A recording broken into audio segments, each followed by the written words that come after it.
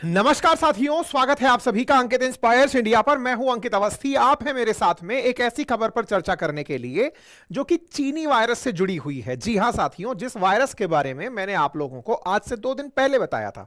संभवतः आप लोगों को याद हो कि मैंने 2 दिन पहले ही इसी चैनल पर एक सेशन करके बताया था कि चीन में एक मिस्टीरियस वायरस फैल रहा है, जिसके चलते सुर्खियां थी कि चीन के कुछ इलाकों में आपातकाल की घोषणा की गई है। लेकिन मैंने साथ में यह भी कहा था कि ऐसा कोई भी सरकारी मीडिया चाइना का नहीं बोल रहा है, लेकिन हां, सोशल मीडिया पर माहौल बना हुआ है। लेकिन वो माहौल केवल माहौल ही नहीं रहा। हमने इसके वीडियोस आप लोगों को दिखा दिए थे 2 दिन पहले, और 2 दिन के भीतर भीतर क्या कुछ घटित हो गया, अब मैं आपको आज वो बताने के लिए हाजिर हूं। मैंने अपनी क्लासेस में जो जानकारी आप लोगों को दी थी, आज वो हेडलाइंस कुछ इस तरह से बना रही हैं कि वही एचएमपीवी वायरस जो चाइना में देखा गया था, आज वो भारत में भी देख लिया गया है। और ऐसे में सुर्खियां बनती हैं कि एचएमपीवी वायरस भारत, हांगकांग जैसे दुनिया के कुछ और क्षेत्रों में भी देखे गए हैं, जापान में भी देखे गए हैं। और एचएमपीवी वायरस भारत आ गया है, इसके पीछे कहीं भारत और चीन के बीच में चल रही जो विमान सेवा है वो तो इसका बड़ा कारण नहीं है, या कोई और बड़ा कारण है। आज का सेशन इसी विषय पर है। कारण यह है कि इस समय ट्विटर के टॉप ट्रेंड्स में एचएमपीवी चल रहा है। अब तक जब मैं आपका सेशन लेकर आया हूं, इस समय तक 6 बच्चों को एचएमपीवी वायरस रिपोर्ट किया जा चुका है। एचएमपीवी वायरस के केस में अभी इवनिंग तक जब 6 रिपोर्ट्स आई हैं, तो उस वायरस के बारे में पहला केस कर्नाटक में 8 महीने के बच्चे को मिला है, कर्नाटक में 3 महीने की बच्ची को मिला है, गुजरात में 2 महीने के बच्चे को मिला है, 5 महीने के बच्चे को चौथा मिला है, और 5वां छठा केस चेन्नई के अंदर 2 बच्चों को मिला है। इंपॉर्टेंट यहां देखने वाली बात क्या है कि यहां छोटे बच्चों को और बुजुर्गों को यह बीमारी होती है, तो ह्यूमन मेटा न्यूमोनो वायरस यानी एचएमपीवी वायरस इस समय की हेडलाइन है भारत के विभिन्न हिस्सों में। फिर चाहे कर्नाटक हो, गुजरात हो, पश्चिम बंगाल हो, तमिलनाडु हो, मतलब आप कह सकते हैं कि पूरा भारत एक तरीके से मध्य भारत से लेकर, यानी कि ठंडे इलाकों से जस्ट नीचे वाले जो क्षेत्र हैं, मध्य भारत से और दक्षिण भारत तक के क्षेत्रों में लगभग एक तरह का एरिया कवर हो चुका है। वायरस के ये सभी पोर्शन ऐसे नहीं मिले हैं कि एक साथ मास स्केल पर चेकिंग चलाई गई है, लेकिन हां, जब कुछ बीमार बच्चे मिले तो उनके जब जांच की गई तो यह वायरस मिला है। अपने आप में बड़ा ही चिंता करने की बात प्रतीत होता है, क्योंकि हेडलाइंस कुछ इस तरह की हैं। तो क्या हमें इस बात पर पैनिक करना चाहिए? सरकार की इस विषय पर एडवाइजरी क्या है?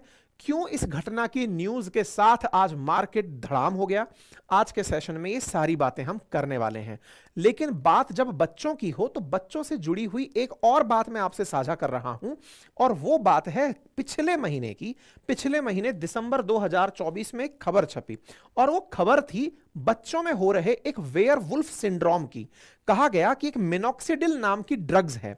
मिनॉक्सिडिल नाम की ड्रग्स जो लोग बाल बढ़ाने के लिए लगाते हैं, जिनकी वजह से बाल बढ़ते हैं, वो अगर बच्चों को टच कर जा रही है तो बच्चों में भेड़िए की तरह बाल आ जा रहे हैं।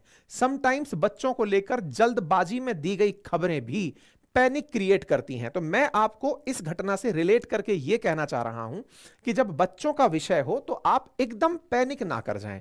पैनिक से मतलब, क्योंकि यह न्यूज भी अधूरी न्यूज थी। असली सच्चाई यह निकल कर आई कि वो बच्चों में जहां टच हो रही थी, वहां बच्चों का हेयर ग्रोथ बढ़ रहा था। आप बच्चों को वैसे भी दूर रखते हैं दवाओं से, तो बच्चों को दूर रखना यह सिंड्रोम नहीं है। बहुत सी दवाओं पर लिखा होता है कि बच्चों से इसे उचित दूरी पर रखें। खैर, अब जब चर्चा मिनॉक्सिडिल की आई है, जो दवा है हेयर ग्रोथ के लिए, मिनॉक्सिडिल के साथ साथ कंपटीशन था एक तरीके का ट्राया के अपने सिरप का।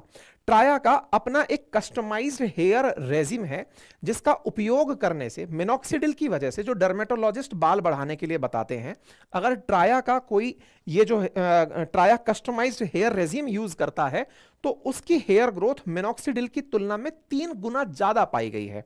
ट्राया का अपनी तरफ से पूरी तरह क्लिनिकल टेस्टेड एक रिजल्ट है, जिसमें उन्होंने एक बड़े सैंपल पर सर्वे किया और पाया कि जिन्होंने भी ट्राया का ये कस्टमाइज्ड प्रोडक्ट लिया, उनकी हेयर डेंसिटी, हेयर थिकनेस और हेयर फॉल रिडक्शन हुआ, और उनकी हेयर क्वालिटी इंप्रूव हुई। क्यों ऐसा हुआ, इसके पीछे का बड़ा कारण यह था कि ये दवा केवल स्कल्प पर लगाने के लिए नहीं देते, बल्कि ये इंटरनल हीलिंग पर फोकस करते हैं। मतलब पहले आप ये पकड़े कि आपकी असल कारण क्या है हेयर फॉल की, तो हेयर फॉल की कारण आप भी चेक कर सकते हैं। उसका लिंक मैंने कमेंट बॉक्स में पिन कर दिया है, वहां से आप अपना कारण जज करें कि आपका हेयर फॉल क्यों हो रहा है। उसके बाद में इनकी जो दवा है उसका अगर आप यूज करते हैं, जिसमें ये खाने के लिए भी आपको कस्टमाइज्ड चीजें बताते हैं, साथ में जो आपके रूटीन दवाओं में लगने वाले, बालों में लगने वाली चीज है वो बताते हैं, अगर आप वो यूज करते हैं तो आप भी एक बेहतर रिजल्ट की तरफ बढ़ सकते हैं।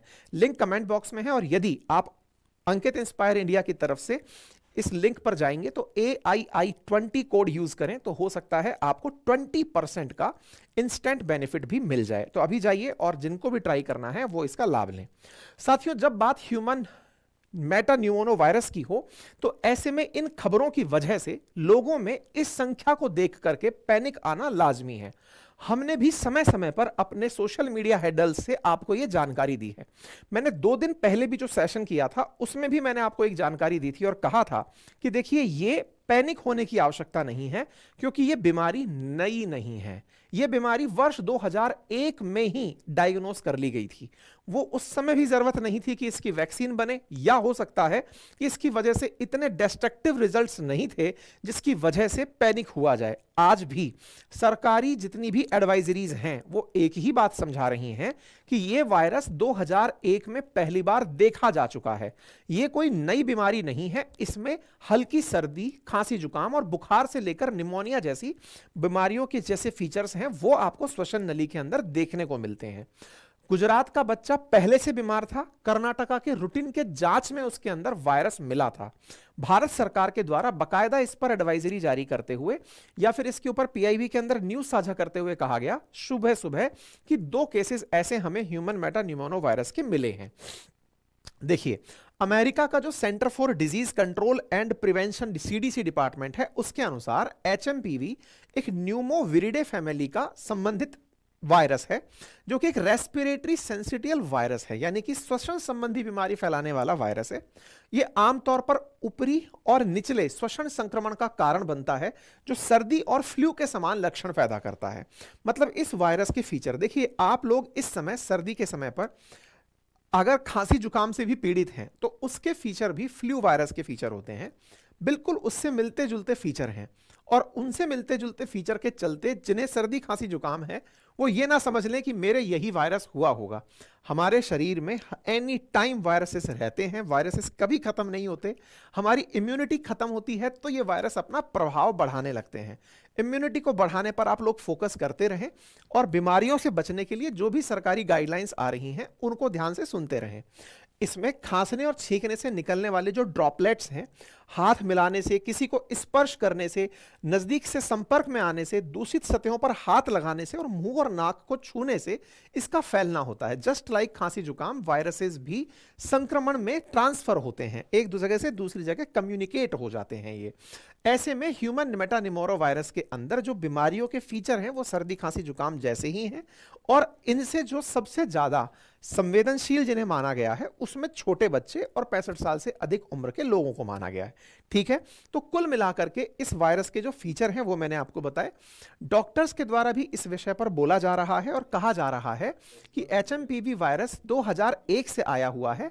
अभी तक के जो एविडेंसेस हैं उनके अनुसार इसके अंदर बच्चों में जैसे जैसे इम्यूनिटी इसके खिलाफ डेवलप होती है ऑटोमेटिकली वो सुरक्षित होते चले जाते हैं। ठीक है, अब आपके दिमाग में लेकिन एक बड़ा सवाल आने लगेगा कि चाइना से कुछ दिनों पहले कोरोना वायरस आया था, आज अब HMPV वायरस आ गया है। अल्टीमेटली इनका नाम रखता कौन है?